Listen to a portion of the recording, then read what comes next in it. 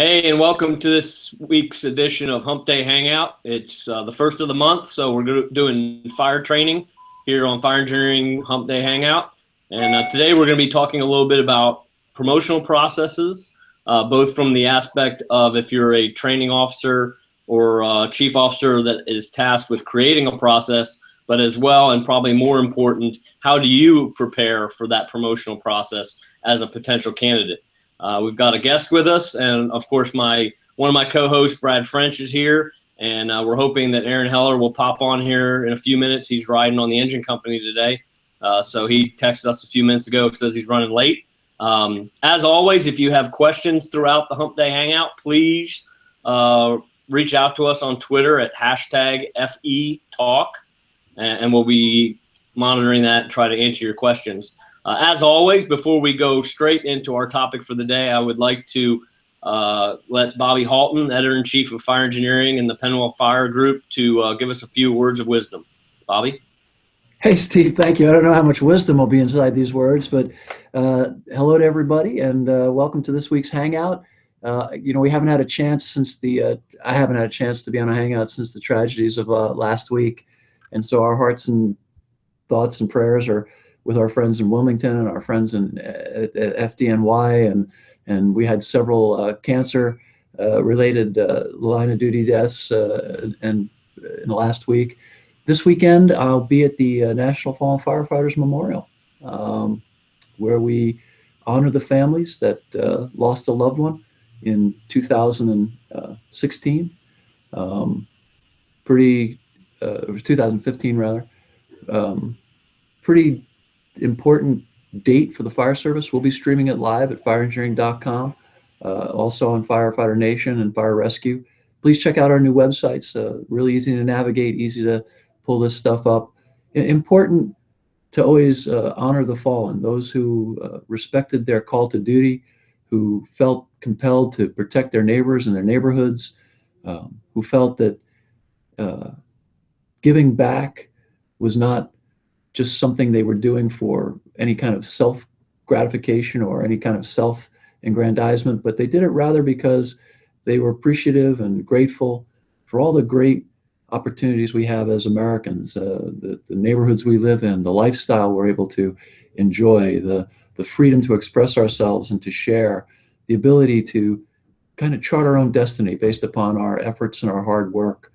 And they respected all of that. And so they answered the call, and tragically they paid the ultimate sacrifice, or made the ultimate sacrifice, protecting their neighbors and protecting our way of life, and our hearts are broken about it, and we can't in words ever hope to alleviate the pain that those families are feeling.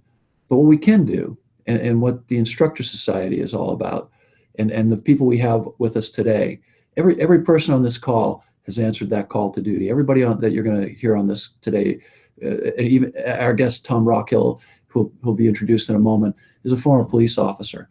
So we all have had skin in the game. We get it.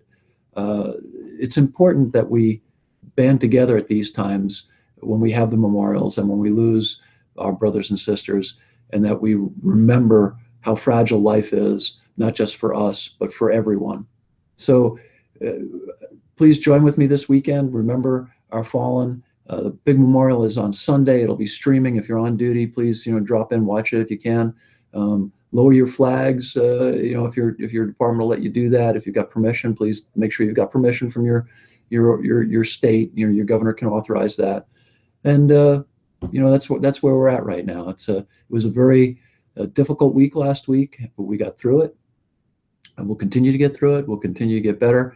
And this group, this Instructor Society, is a huge part of memorializing our fallen. Training is everything. Preparation is everything. We will always lose people in our lines of work. It's an undeniable fact. But we can mitigate that. We can prepare as best we can to avoid that probability, but we'll never take it away. So thank you, Steve, for letting me have a minute. I appreciate it. This is a really important conversation. How we select people to lead our companies and our battalions and our divisions and our organizations is really, really important. It requires tremendous focus and attention to be done correctly. And we're very blessed today to have a great guest. If you want to ask questions of our guests today or any of us, hashtag FE Talk.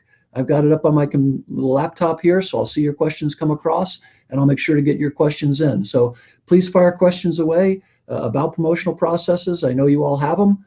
They're fascinating animals to try to understand. And with that, I'll turn it back over to Stephen. And thank you, Steve.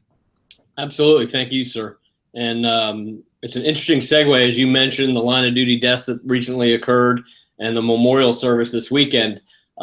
We just came off, last weekend was the ISFSI Fall Conference in Cincinnati. And just very briefly, Assistant Chief Tom Laycamp with the Cincinnati Fire Department came out and welcomed our participants to the city. And he spoke briefly about the recent line of duty death that occurred in Cincinnati a few months ago, and the connection of that line of duty death and previous line of duty deaths that have occurred both in Cincinnati and in Southwest Ohio, and how all of them, when they go back and examine these line of duty deaths, a tremendous amount of the recommendations that come out of those investigations have to do with training, and whether it be entry-level training, training on equipment. And I know in the Cincinnati situation, a lot of recommendations for training as it pertains to company officer and chief officer development and things like that. And as budgets are tight and priorities change and the cost of healthcare and other things keep going up, often training is an area that gets cut. And time and time again, we see training being referenced in NIOSH reports and things like that. And so I think it's an important segue just coming off this past weekend and Chief Laycamp's comments. And I would like Brad French real briefly to just give us a real quick recap of the past weekend from the ISFSI Fall Conference, and then we'll get right into our topic after that. Yeah, Chief, thanks very much. And I'll recap the conference in just a second. But one thing that I've got to mention, just based on the conversation that you were just having and things that Chief Halton mentioned, when it comes to budgetary issues, when it comes to things that cost money, it doesn't cost a company officer a dime to go over a NIOSH report, right? To review a NIOSH report, a NIST recreation, a 3D simulation of a line of duty death, or a U.S. Fire Administration technical report. It doesn't cost a dime. It just takes some initiative at the company level, and that's really how we can honor those firefighters. Chief Halton very eloquently was just describing all of the sacrifices that firefighters make across the country every year and how we honor them. But how we can honor them even more is by studying that, right? By looking at that NIOSH report, by getting it out around the coffee table or whatever type of training scenario you would want to use, and studying that, understanding the timeline, the communications, what went right, what went wrong, how that all stacked up. And so it is budgetary problems. Budgetary problems do affect training divisions, no doubt about it, but it doesn't cost a dime to review those NIOSH reports when they come out, and we absolutely have a responsibility to do so. But anyway, as it relates to the ISFSI Fall Conference, we had a fantastic week down in Cincinnati. We had brother and sister firefighters and instructors from all over the country, as far away as Alaska, come into the conference. So a really, really great, diverse group of folks, and it's all folks that are really engaged in the profession, really enjoy what they do, enjoy teaching about what they do, and so it's always a fantastic week when we do the fall conference. We did 2 days of our new training officer credential class.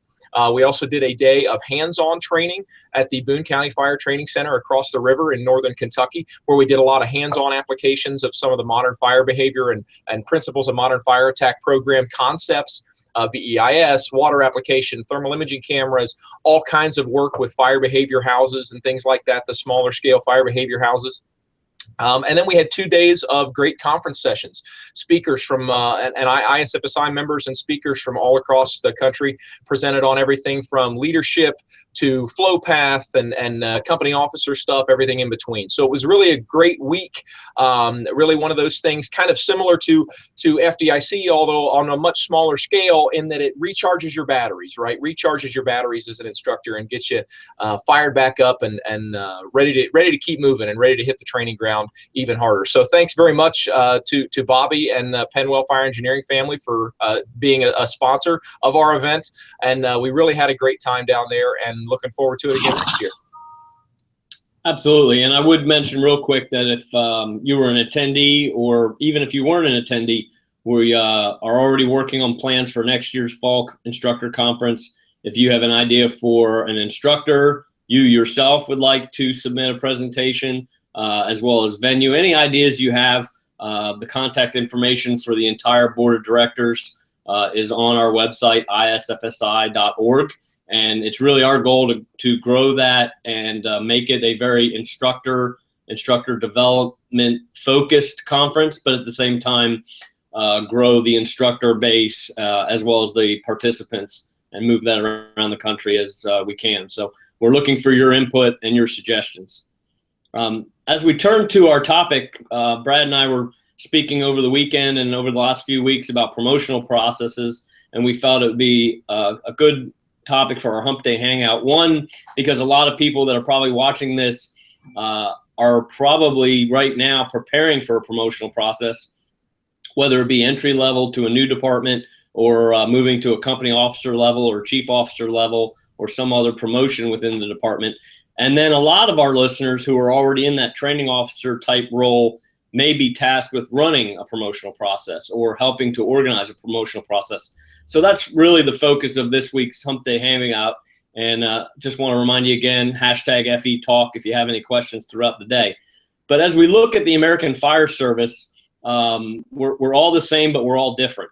And we have very different promotional processes. I've traveled around and worked in different parts of the country. I've experienced everything from being elected. I happen to be one who was an elected fire chief, which is an interesting process based predominantly on popularity and how active you are in an organization, but does not take into account training, certification, or years of service. It works in a lot of places, not saying it's good or bad, but that's out there. So there's places that operate that way, all the way up to organizations where I've seen written exams followed by assessment centers, followed by multiple interviews, background investigations, polygraphs, home visits, etc. And then everything in between. And we're not here to say one way or the other is the best way, but I think all of us have a little bit of an experience with promotional processes and things like that. And that's really what we want to focus on today and talk about, it is different ways that you can run a process and what the advantages and disadvantages of those are, as well as how to prepare. If you're a candidate looking for a promotional process or something like that, what are some of your tips that you can use to prepare? And I'd like to share one right off the bat because quite frankly, it's one of my pet peeves, and that is I have seen in several organizations I've been involved in, and although I do not work for a training or consulting company that does assessment centers, I have been invited dozens of times to help departments do interviews and assess people as part of a promotional process. And one of the things that I've seen, and I would just give this piece of advice to anyone, is if there is a test, whether it be a written test or they give you study materials that obviously are going to be brought up in an interview or an assessment center, you have to study them. Those candidates that don't study the materials historically do poorly compared to those that do study the materials. It's just that simple. And a quick example, a few years back, I was involved in a promotional process where the books that the study material were going to be based on were handed out to everyone. So you didn't have to buy the books. They gave you copies of the books. And at the end of the process, everybody was to turn their books back in. And some of them came back with the covers ripped off, all the pages highlighted, and the book basically was falling apart. And other candidates returned their books with the saran wrap still on them. And guess who scored number 1 and guess who scored number 9? It's not brain surgery here, folks. You got to prepare. You have to study the material. You have to memorize the material. You got to study the policies. And I know Brad will share some of that with us a little bit later. He's currently or just went through a promotional process. But I just wanted to give that tidbit out. It's about preparation. If you really want it, you have to prepare yourself. And yes, it stinks to go back and have to read, the Essentials Manual or a Firefighter 1 and 2 book or a company officer book that you haven't picked up in a few years. But if you truly want to be number 1 on the list, which I think is everybody's goal, you got to break out the book, the study materials, the policies, the procedures, whatever it is your department uses in their process. You got to prepare yourself.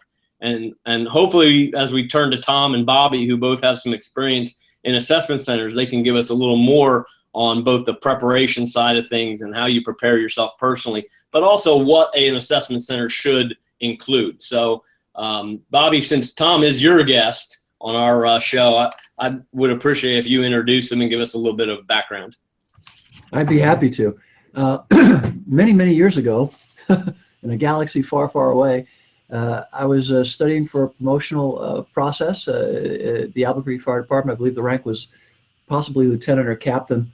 And I ran into Tom. Tom at the time was working with a couple of other gentlemen, and they were doing a workshop for those of us that were going through an assessment seminar.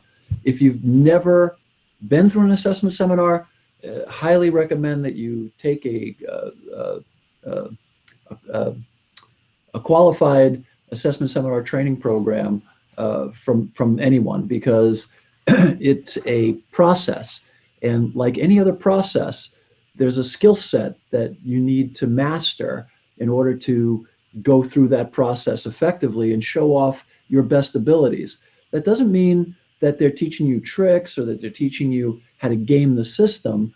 What they're teaching you is what is going to be expected of you, what the environment's going to be like, what the process is going to be like, and how you can best show people what you know, what you're capable of, who you are, in an honest and open and demonstrative way.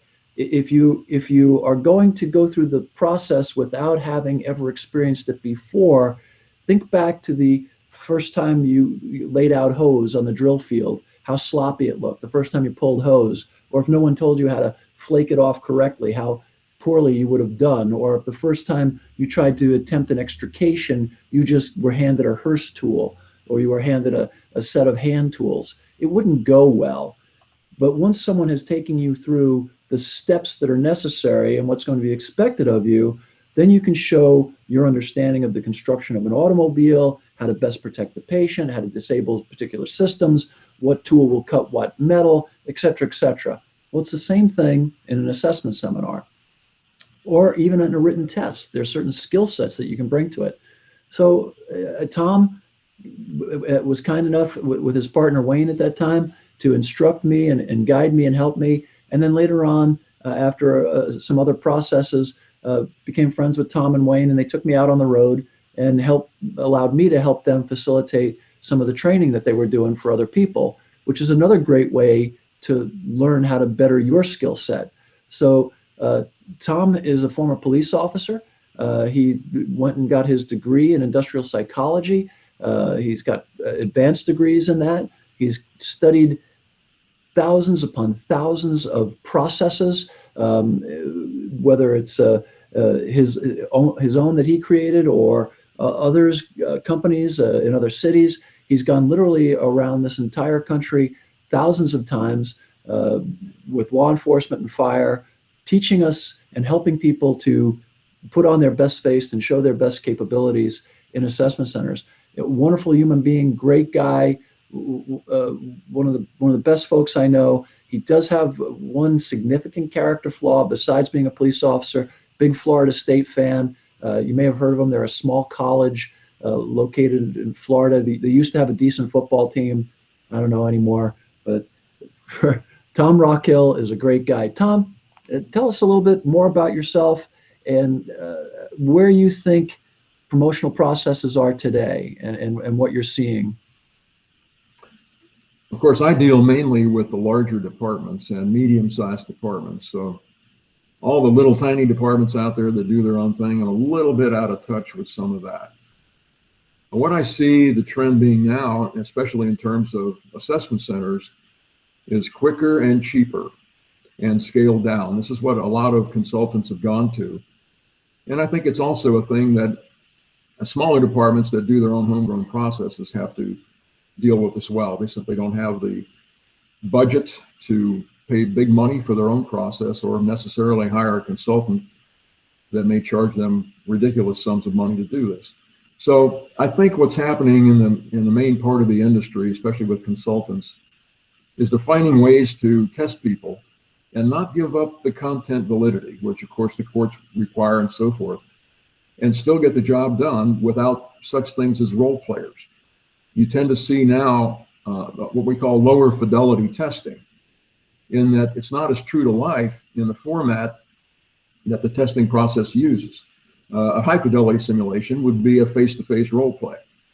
A firefighter experiencing difficulty on the job and the company officer candidate having to counsel that individual. You can see the high cost and logistics of training and hiring role players and having them present for each candidate and this type of thing. So what you're seeing more of, I think, is presentation style capture for assessment centers. That's what I'm seeing across the country right now, at least with major consultants. Tom, one of the questions that came to us, it talks about the weight and tests between operations and administrative functions. Can you talk a little bit about how tests are weighted? In other words, when we go into an average assessment center, there's usually a written test that's a qualifier. Then there's a in-basket or a group exercise or a presentation or a counseling session. When they're weighting those things, what are you seeing today in terms of how those are being weighted? And I'm going to infer from your previous comments that we're seeing a greater weight being put on lower fidelity things like written and things of that nature? Well, the weights vary greatly. I've seen everything from a written examination weighted 5 to 10% all the way up to 60 or 70% of the total promotional score. The fact is that written examinations contribute very little to the overall predictability of a candidate's success in a target job. And yet we're 100 years of tradition unimpeded by progress in terms of still giving written examinations. Now, many small departments have no choice but to give a written examination, and maybe a brief structured interview. They simply don't have the resources or money to go a full-blown assessment. So that's always an issue, I think. And I think that written examinations should be a qualifier. I think there's a basic level of knowledge that any company officer or chief officer should have in terms of keeping their people and the citizens safe and performing their duties adequately. Beyond that, there's not much return on the written examination score. It has little predictive validity in terms of how a company officer or chief officer will function. Once you pass that threshold, some people believe that the written examination should drop back to zero contribution in terms of the overall promotion.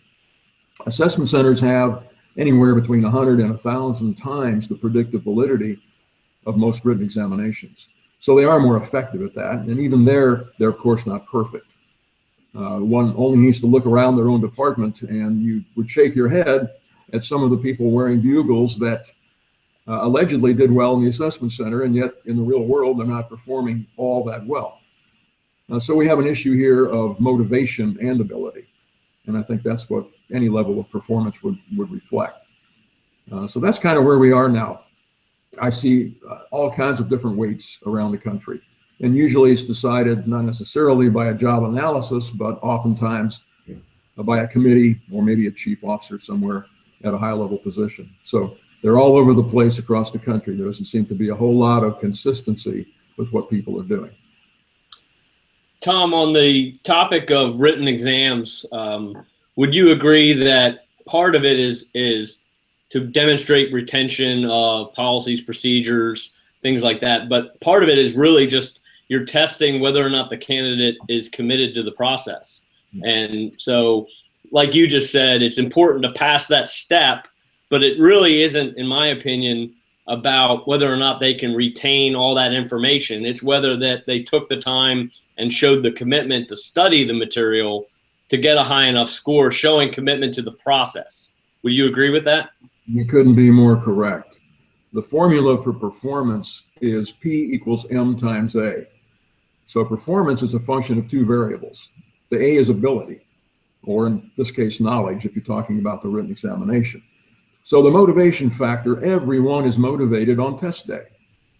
They know that prestige, power, and money are on the line, so everyone's motivated for the day of the written examination or the day or days for their assessment or interview. The burning question is, will assessors or interviewers ever see that level of motivation again once the person is promoted? So that's the burning question here. And ironically, although the written examination correlates not all that much with performance as an officer, it does measure motivation somewhat to a larger degree than the assessment center does. Who's going to actually get the material? Who's going to give up their family life, their overtime life, their second job or business life to prepare for the written examination? So the irony is it does a pretty good job of measuring motivation. Tom, you said P equals M times A. Could you explain what that means? Performance is a function of motivation and ability. A good example would be you've got a firefighter who is a 10 on a 10-point scale in terms of motivation. He shows up every day, brings the lunch bucket, gives 100% every day. Oftentimes that individual, when they're assessed, their ability may not be quite as high as some other people. Let's say their ability would be in the 4 range on a 10-point scale. Their overall performance would then be 40. Then you have the person that's a 10 in ability. They have all of the talent and intelligence in the world, but they're a 1 in motivation. Therefore, their performance on the job would actually be 10 compared to the 40 rating that the high motivation person would have, and yet they're somewhat limited in skill. So that's the rub, I think, with assessment centers. The only real way to counteract that in some way would be to go to an oral resume kind of format, where a firefighter performing or competing for company officer, let's say, would have the ability to talk about themselves and what they've done, what they've been exposed to, and what they've achieved, and link that up then with the target job of company officer and sell themselves a little bit more. Because the only possible measure of future motivation is past motivation. And the only way to get at that reliably would be to have them talk about themselves. And I think most candidates would agree that what they've done in the real world should factor in to any promotional process. Brad, I know you just recently took a promotional exam. Do you want to talk to us a little bit about how you prepared for that process? Sure. This is quite a timely topic for me. I literally just took a written exam for our captain's promotional process 2 days ago, and we're somewhat interesting, and I'm sure we're not unique in the entire country, but we're somewhat interesting in that we have a very, very heavily weighted written test process. In fact, we're 95% weighted to written test and 5% for seniority points, which you know, I can certainly entertain arguments both ways on that, and whether or not a process like ours or other similar processes at departments across the country would be better served by some other components to the process. I think probably arguably that would be the case. But as long as it is what it is, you've got to play the rules of your particular organization. And that goes back to exactly what Tom was talking about. In our situation, the vast majority of the time, the folks are rewarded that put that motivation in. I think that's a really interesting way to put that Tom phrased it, with that performance is motivation and ability, and certainly when you have a situation where the written test is weighted so heavily, you really have no choice but to put a tremendous amount of effort in. So with our processes, as I'm sure a lot of other folks across the country are, you know, months and months of reading and putting aside other activities and family events and things like that, exactly as Tom said. So, you know, I personally like to read and then highlight and then make notes and make practice tests and all kinds of stuff. So when you have a very heavily weighted written test, you've got to take into consideration many, many months in advance to start to go through the material. We have thousands of pages of material when it's all stacked up. And so if your process is similar, there's no such thing as getting started too early, because you can just simply go over it and over it and over it again, and hopefully put yourself in a position to be successful. If I could interject for a second here, I think what Brad has just said is critically important for everybody who's listening today. If your system is a written test, as Brad's is, and seniority points, preparation is still critically important. And as you heard Brad mention some of the things that he did, creating mock tests for himself, highlighting, trying to ascertain what parts of the material would be appropriate for test questions. The other part of it is to understand how test writers approach your material and how questions are written. And Tom was gracious enough to join us today, so I'd like to let him give a shameless plug, and I will too, for his company. And Tom, if you put materials online, you actually do training for people just on written exams to help them go through material and to get a better score. Because let's just be clear that not everyone's abilities are the same educationally, and some people's reading skills are afflicted by different issues, whether it be dyslexia or to the extreme, or just a poor reader, or whatever it is. But they're still good firefighters and would make good engineers or good company officers. But they struggle with the written test sometimes because it's a written test. Tom, real quickly, first, how do folks get a hold of you if they want to get a hold of you? Do you have a website that they can go to, if you give us that information? And then talk a little bit about written test preparation that you could share with the audience. Sure, I'd be glad to. Thanks for the opportunity, Bobby. We have a website. It's rockhillandhalton.com. And we've just gone live with online instruction for the first time. In addition to that, of course, I do a lot of workshops around the country, as many as 35 or 40 a year. The written examination process. The one thing I've learned in 25 years of preparing people to go through written exams and assessment centers is that no two cognitive processes are alike. Everybody learns in a little bit different fashion, and I think the more successful people that prepare people for written examinations take that into account. I like to lay out a smorgasbord of ideas, things that work, things that are based in research, that will help people cognitively process information. But each candidate, I think, has to find their own way through that. Being exposed to a lot of different techniques to study is a good thing, but everybody learns at different rates in different ways. Some are visual learners, some are auditory learners. And for them, they can read it all day long. It's not going to matter. They have to hear it. And of course, there's so many technological aids out there right now in terms of being able to digitize everything in writing and be able to hear it. Recording yourself for playback and those kinds of things are very effective. So I think experimentation on the part of a candidate is the way to go. So starting early, as Steve and the others have said, is absolutely key here. There's no substitute for putting the time in. Not everyone has a photographic memory, so the rest of us must work at it. And this is what I think is the true measure of motivation for the written exam. But I think being open to different learning techniques is certainly important for every candidate. And just for full disclosure, the website is rockhillandhalton.com, but I have not had a financial interest in the company for almost 20 years, 15, 20 years. Tom and I were partners 15, 20 years ago, and when I became a chief of department, I removed myself from the corporation. Still great friends with Tom, but I have not participated, nor do I have any financial interest or anything else. But I'm honored that Tom, as a friend, still continues to leave my name. I think it's because he didn't want to buy new stationery. You know how cheap cops are. But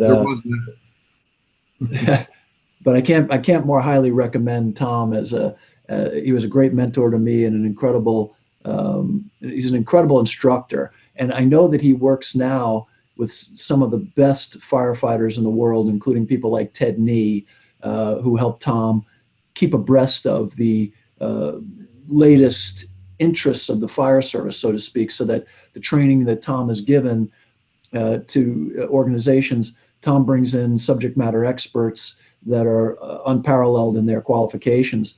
To that point, Brad, Tom, Steve, everybody, we got a great question that asked, what are some of the new things that are coming across your desk? Steve, I guess as a fire chief, you might want included in your promotions, and Brad as a person going through the process, and Tom as a person who watches processes for a living. In terms of things like the other question that listed things like gender identity, the suicide, harassment, the flow path stuff that we're seeing, science-based research. Is much of that now coming up or being highlighted in the processes?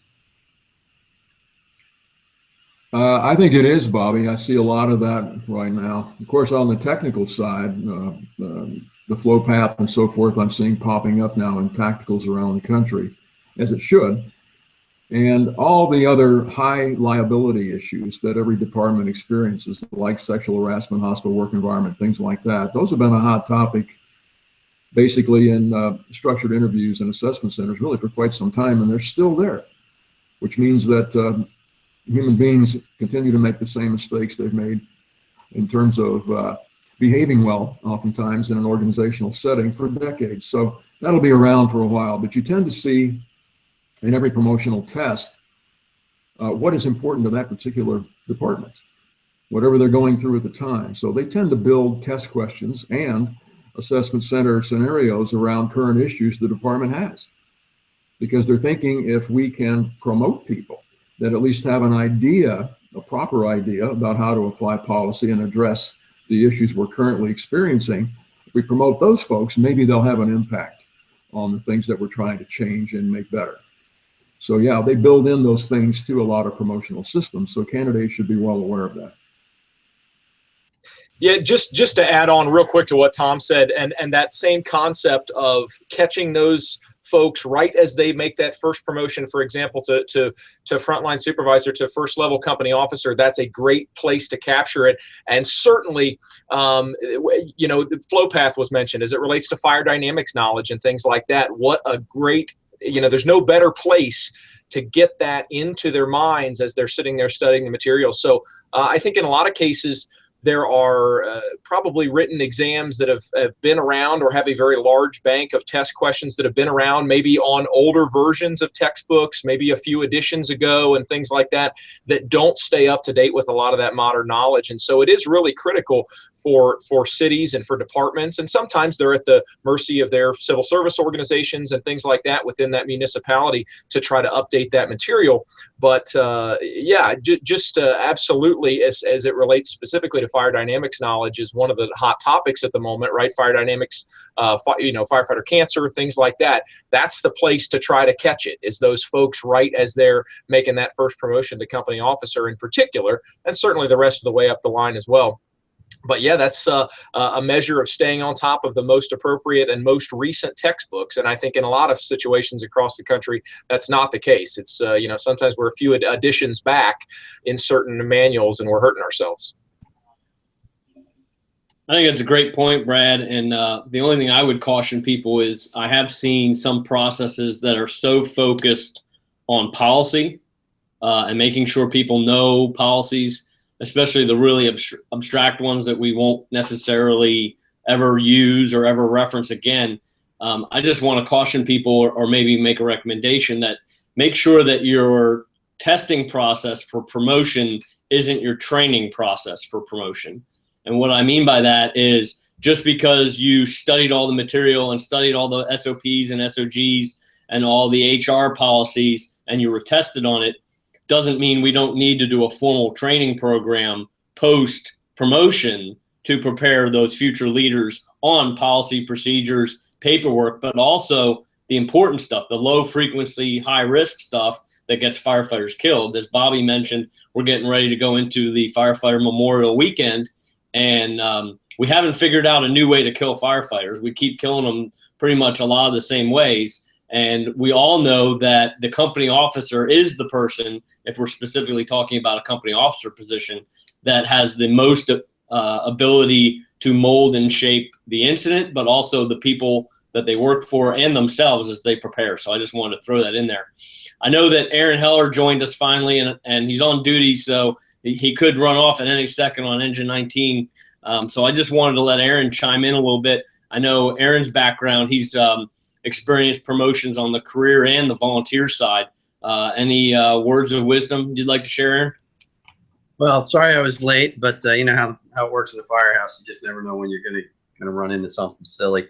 But anyway, this is a pretty pressing topic for us right now, as we're getting ready to promote one. We have a retiree coming up at the end of the year. So just in my house, we're promoting one. But as we get ready to go through this consolidation process, there's going to be a ton of retirements, a ton of promotions, and a lot of things changing. Here where I work, we're New Jersey State Civil Service. as we tell a lot of the guys who are complaining about this process every single day. And I complained about it when I took my test, you know, God, I guess it's about 16, 17 years ago now. It's not the best system. By any means, this is not the best system, but it's our system. And so we have to prepare for that accordingly. And we don't have a lot of say in changing this system. We can try, but you have to roll with what you're given. If you have the ability to change it and you have the ability to influence what's going to be done throughout the promotional process, that's wonderful. And as you guys were saying, and I agree with Brad and what Bobby said, we need to get the new technology brought into it. We need to get the new understanding of things going on into it. And as Tom was saying, when it comes to the other issues, the hot topic, the hot button issues that we're seeing throughout society, and how we deal with those in the firehouse, you know, whether it be racial, whether it be, you know, religion, whatever the case may be, these are all topics that company officers on up have to be able to understand. And I'm not so sure that we do a very good job of that for current officers. You know, we get our annual training and okay, you got the blessing. Don't do anything stupid because we don't want to get jammed up. That should be part of the promotional process. So that being said, my experience with it was that a little bit, obviously, I studied, you know, pen and paper and books. And when I was studying for the captain's exam, it was approximately 1.5 years worth of study. And my family knew that this is what I had to do. And I had a newborn son, but it was my time to promote. It was this or never. So I had to set that time aside. And there were times where, okay, it's nap time for Jared. Grab the books and get as much in as I can. And as Brad said, I lived with highlighters. Back then, we used tape recorders, and I would give myself my questions and my answers so I could keep hearing them. But I found quiet places to go. For me, Jersey Shore was wonderful. I told John Norman and Mittendorf and those guys when I saw them at FDIC, you guys should have gotten sunburn and sand because you were at the beach with me an awful lot. And it was just a good place to sit on a bench or a chair and get away and study and truly study. I used a lot of note cards and flashcards. It's old school, but it still works today. I'm getting ready for the point where if we consolidate, I've got to try to promote again. So I'm going to have to go through this whole thing again. And at my age and my advanced part of my career, it's going to change a little bit. That my process won't change drastically, but it will change.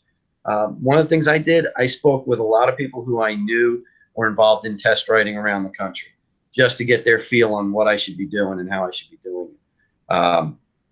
And other guys who had taken tests, guys who had tested recently, spoke to them, tried to get a grasp of what they were being asked and how they were doing it.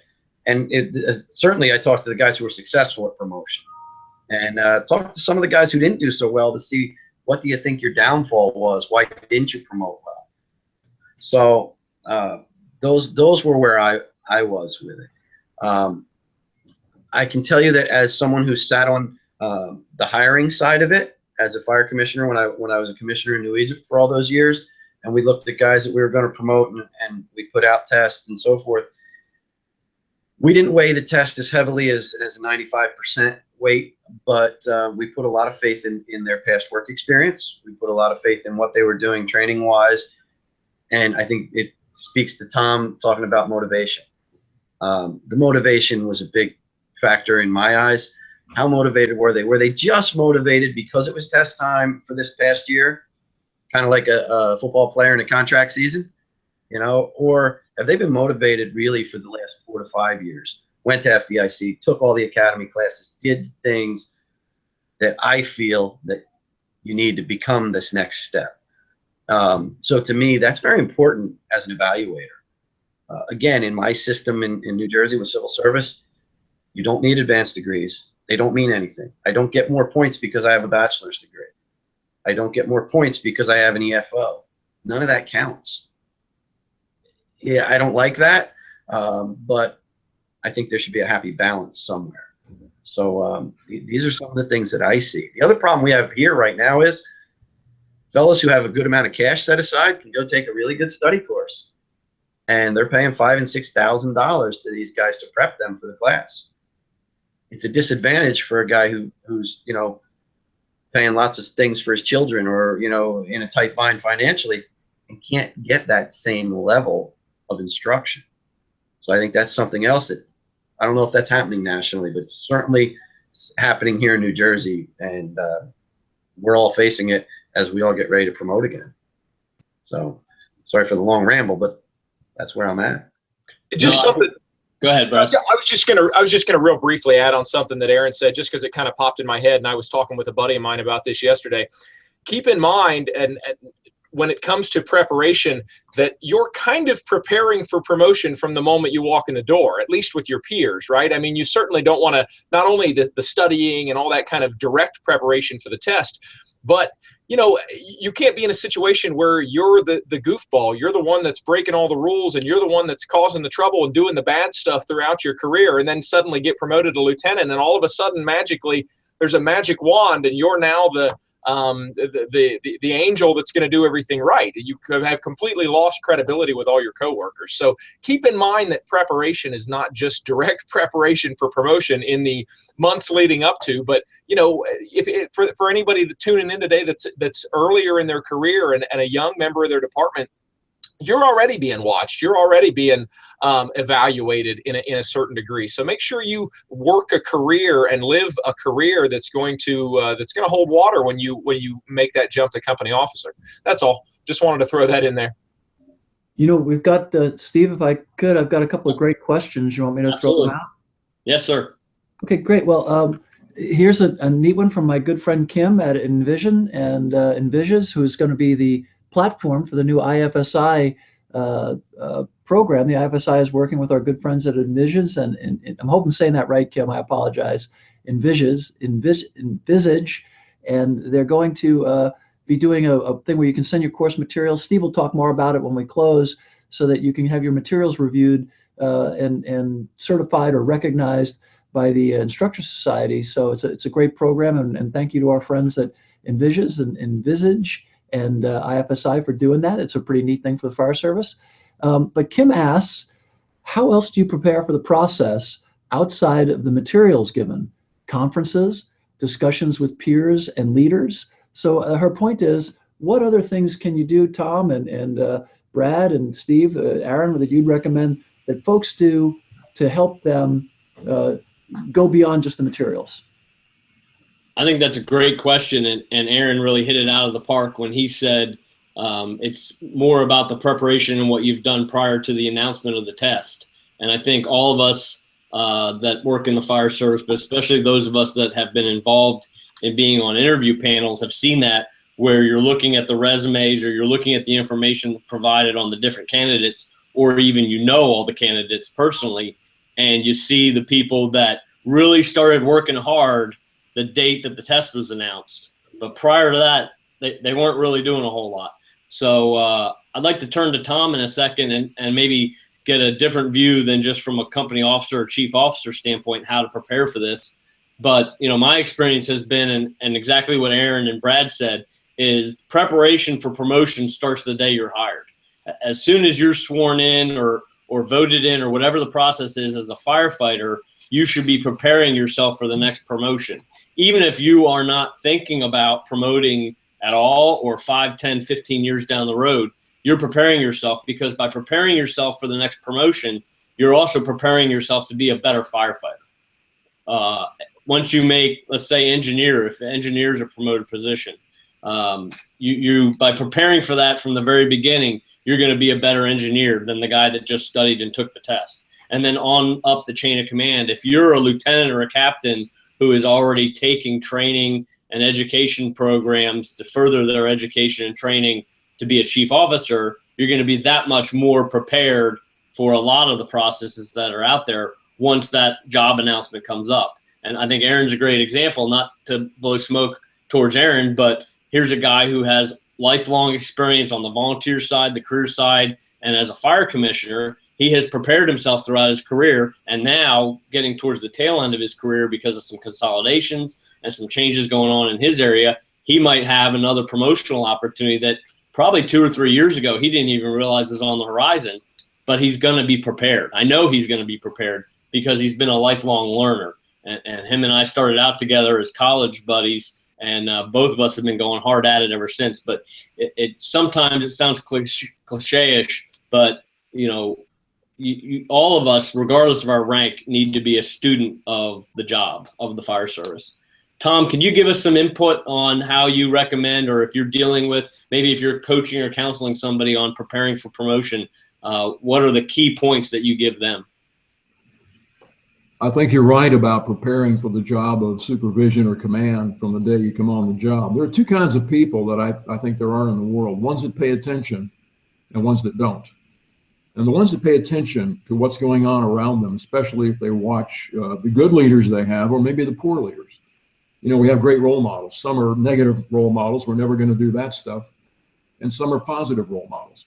So I think it's a matter of rehearsal for the firefighter who plans to promote down the line. Watch the people that are effective and watch the people that are not. And I think rehearsing in their own minds how they would have handled a particular emergency scene, or rehearsing in their own mind how they would have handled an administrative problem around the fire station. These are the things I think that get people ready. When I teach my classes, what I find, some people are amazingly ready to step into it. All they need is to get the technique down for what the test or assessment center is going to be, and they seem to fall into it. It's not that they're extremely brilliant or maybe extremely talented, but they have prepared mentally for the challenge that they're going to face for maybe 4 or 5 years before they took their first test. So I think you're spot on in terms of a firefighter preparing from day one to be an officer down the line.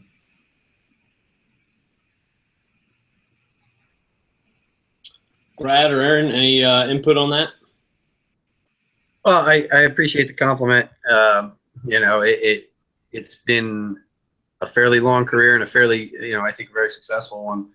I always say that I'm nobody from nowhere, really, but I've been fortunate to learn from really, really smart people and have really, really top shelf mentors who kept me in line. And that's something that we sometimes overlook in this bravado society, and in this instant gratification of the internet society, where you can't just learn it from YouTube. You can't just learn it from videos on anybody's websites. You need to attach yourself to the right people and follow the right people, and really go from there. And I've been blessed to do that.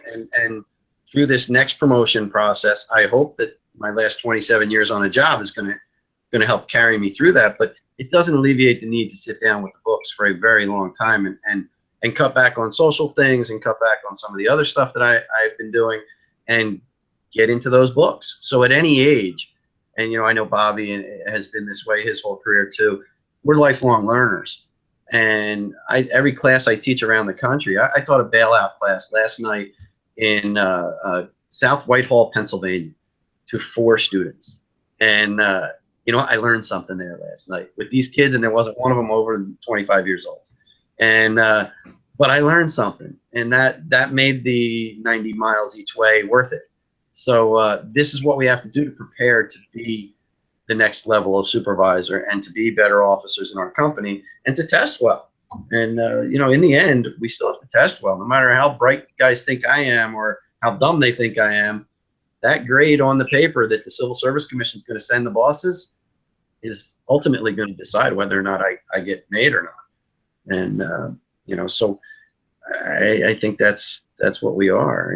But it takes day one, and it really takes day one, and you don't stop learning, and you don't stop passing it on either. Aaron, I'm glad to hear you refer to it as getting made as well. I thought that was just us. That everybody thinks it sounds like the mob or something like that, but that's what we call getting promoted as well.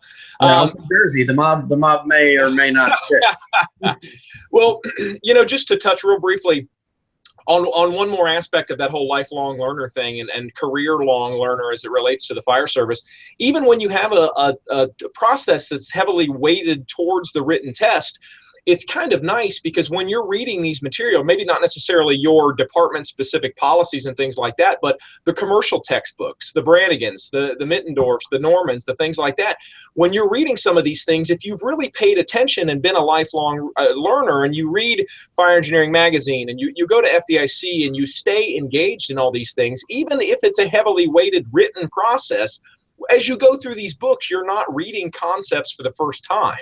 You're not learning. I mean, of course, there's things that you're going to learn that you didn't realize as you read these books. Of course, that's not what I mean. But as you go through, being a lifelong learner sets you up for success, even on heavily weighted written processes, because of the fact that, in a sense, you're reviewing some of the material of the book that you've been learning and relearning and learning over and over again through continuous learning throughout your career. One quick question I wanted to throw out came to us from Bill Carey, and I think it's a great question specifically for Tom. Bill asks, should tests have post reviews for those who do not pass, and I believe also for those who have passed, to see where they came up short, or as Bill put it, where the knowledge loss is or inadequacy was.